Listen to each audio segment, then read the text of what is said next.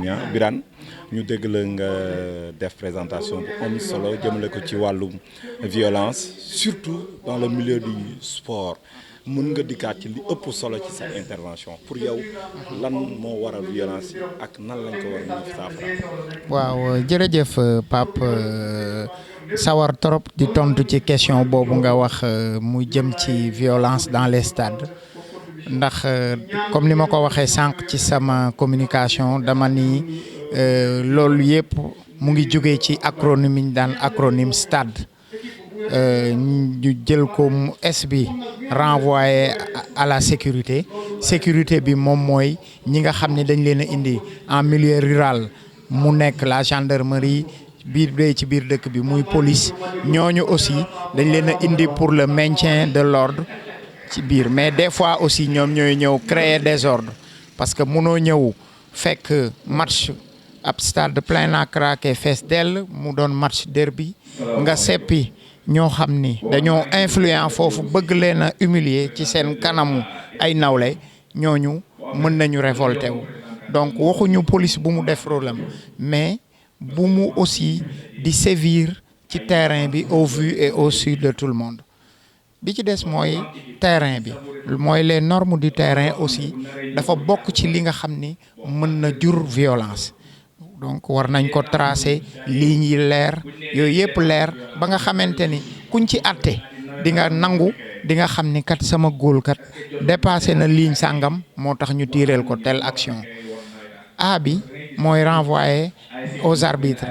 yi aussi ni may amee habitude di ko wax mooy comme ni juge bi amee temps bu àtte jotee mu dem këram toog arbitre bi amul temps boobu mais dédouané wu ko aussi dafa war a jàngi ji pour que décision yi muy jël ci fraction de seconde bi mu mën a nekk décision bu baax bañ a indi benn xarma yàlla wala benn ñagas-ñagas buy indi violence. D bi dirigeant nag ñett a am y a les grands dirigeants les petits dirigeants ak dirigeants moyens yi ñun nag dañuy ñaan bokk ci xaw ma nag ci ban la ñu bokk mais dañuy ñaan bokk ci bu mag bi waaye dañu jàpp ni ñiy indi toujours problème mooy moyens yi ak les petits dirigeants les petits dirigeants nag coow li tax ñuy indi coow loolu mooy des fois dañuy wékk ay jafe-jafe wala seeni problème beneen moroomum dirigeant du ñu xool ñoom lan lañ ci def ak lan moo ci seen part de responsabilité donc chaque fois bu dara amee li waykat bi wax naan bu dara amee bala may mere kenn naa mere sama bopp ba noppi naa def sama autocritique gu bopp xool man quelle est ma part de responsabilité ci situation boobu am bi ci des moom mooy qui renvoie aux entraîneurs gis nañu fii ay matchs internationaux même au niveau du Sénégal ay entraîneurs au lieu de ñuy régler des problèmes technico-tactiques ñuy dugg ci ay détails yoo xam ni bul comprendre et ça peut créer des problèmes entraîneur dañ la indi pour nga résoudre benn problème boo xam ni technique ak tactique la mais soo duggee ci ay pratiques occultes ak xarfa xuufa loolu du sa rôle ak di gesticuler di sànni ay loxo loolu régler sa situation bu mujj bi mooy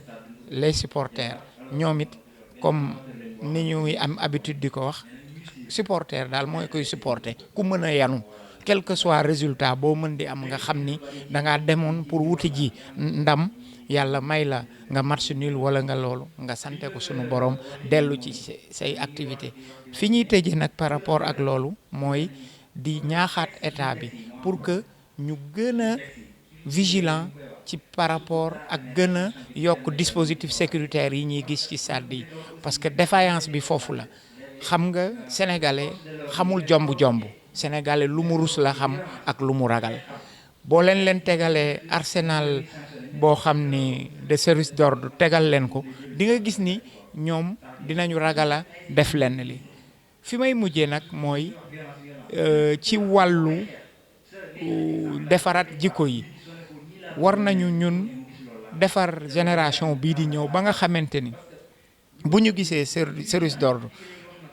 war nañu mën a fo bu ñu gisul service d'ordre war nañu mën a fo mais bu fekkente ni chaque fois bu ñuy def rencontre rek nit dañuy indi service d'ordre ñu geetaru yor seeni grenade yor seeni lacrymogène pour ñun ñu mën a toog c'est à l'image aussi de ce qui se passe ailleurs ci yeneen dëkk yi wut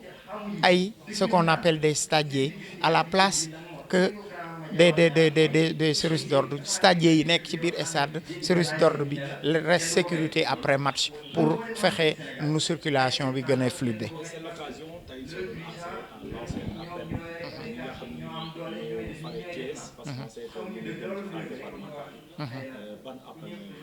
waaw appel bi may lancé rek mooy la ñu chartoo woon bi ñuy joxe seen affiliation ak réaffiliation ñu continuer ko mooy dañu wax ni dañu nangu ni dañuy respecter les dispositions statutaires et réglementaires nangu cultiver le fair play et bannir toute forme de violence loolu nag boo ko bindee ba noppi da nga koy jëmmal ci ay jëf accepter de perdre même dans la dignité